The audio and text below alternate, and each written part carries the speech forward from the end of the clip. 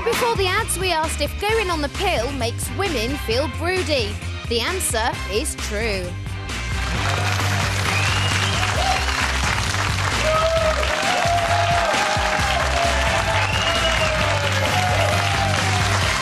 That's right. Ironically, scientists at St Andrews University found sex hormones in the pill make girls more inclined to see babies as adorable, which is frankly worrying.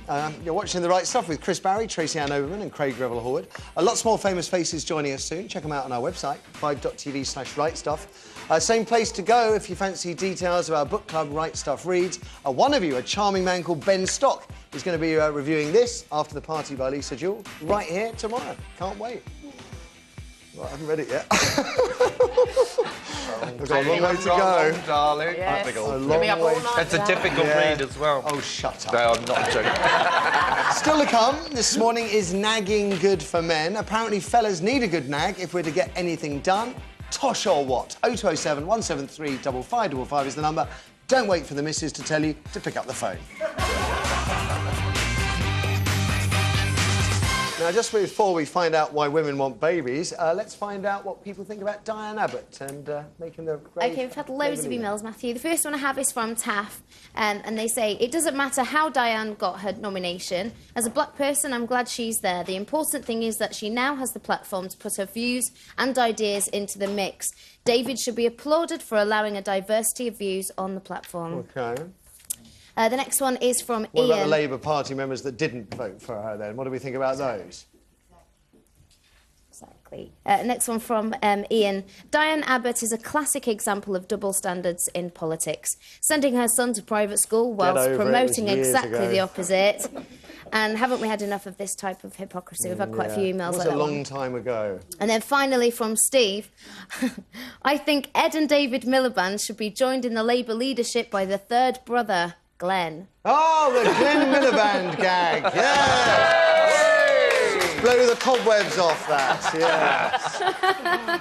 Yes, although some people were fooled by that behind the scenes, I'm told. Now, why do women want babies? Why? What a simple question. And I'm not sure the answer is going to be anywhere near as straightforward. It was Revels, of course, who first raised this issue earlier this week when he asked... Put them down, Craig. That's cheap advertising. It's not.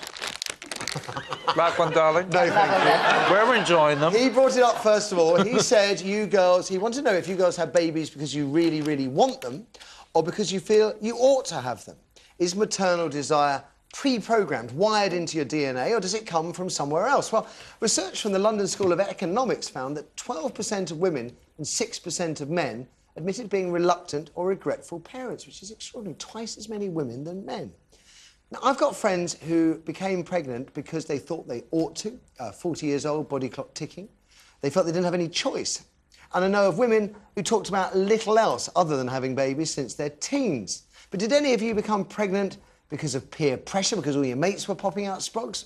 Was there an element of keeping up with the Joneses? Will any of you ring in today to say you got pregnant because your man was the one who desperately wanted to start a family and you felt you had to go along with him? Or maybe you didn't have a plan, a feeling, a motive, or any other reason for having a baby, because if the stats are right, 40% of pregnancies in this country aren't planned. 40%. Well, let's start with the one woman who can answer this on the panel. I'm allowed an opinion today. Tracy Ann, why do women want babies? Is it one reason, or are there many? I think there are many reasons. I think that women are biologically programmed, I suppose, to have children. All women? Because, I mean... No, but as a body, that is presumably, you know, biologically we're able to... I don't know, I think there's a... I personally, I can only talk about myself personally, I can't speak for all women, I was never particularly maternal. I didn't really have a maternal bone in my body. It was never high up on my... it was never high up on my list of things to do, and... My other half, as I was, you know, was getting older, said, why don't, you know, it would be really nice, and I don't want you to get to an age where you'll regret it later on, because I was very career-focused. And I have to say that as I saw the window of opportunity narrowing, I thought, I don't want to regret not having the choice, and I am so glad that I did. So are you saying you did it because Rob wanted you to? Yeah. In many ways, I can imagine if I'd have been with a different partner who had said to me, no, keep going, go on, you're at a really great point in your career, just go and give it another couple of years, do that series, do that film.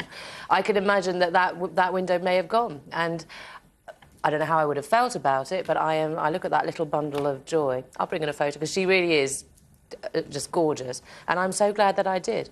And that window could have gone for me. However, I know a lot of friends who don't want children. I know a lot of friends who can't have children. And I've got friends who had a lot of children very early on and are wondering who they lost their own... You know, there's many reasons. It is a fascinating question. Celebrity culture, though, I think, have turned having children into a right, not a privilege, and I think they've turned them into an accessory. And I do think that there are a lot of women that might look at your Angelina Jolies and your...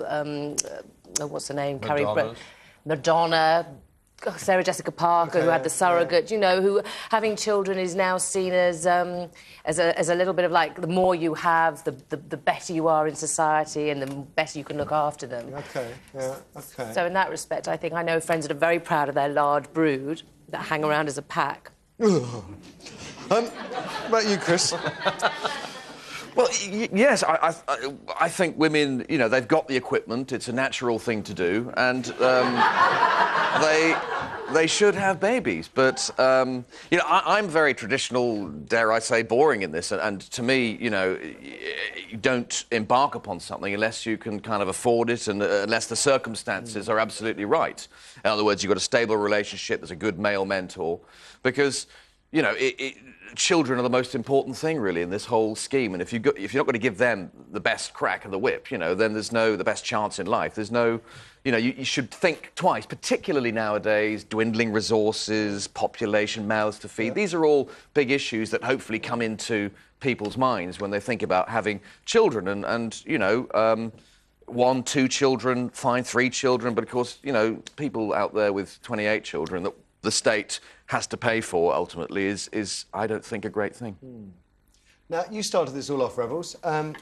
Yeah, only really by asking that question. Yeah. You know, I think women have to... Why did you ask it, though? Well, it's because I think women have to think about it, you know, and understand why they're having the child before they bring a child into the world.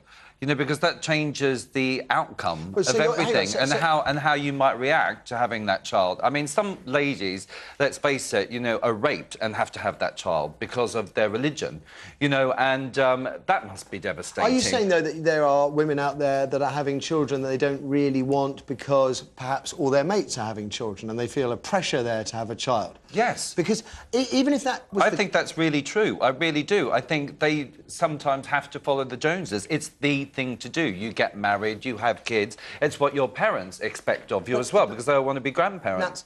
Now, I wonder if it's the same, and maybe we'll find out from you guys at home, because there's a lot of guys I know that, you know, when their other halves were pregnant, right up until the moment baby arrived on the earth, I was sitting there thinking they are never, ever, ever going to get round in their head that they are about to become a dad. It's never going to happen, it's never going to work, they're too easily distracted or whatever, and... The moment the baby arrives, bang, they're locked in. And so I just wonder whether it actually matters what your reason is. Is it going to affect how you are going to be as a parent? Because it seems many blokes, I think, come to it quite late that, oh, God, I'm a dad.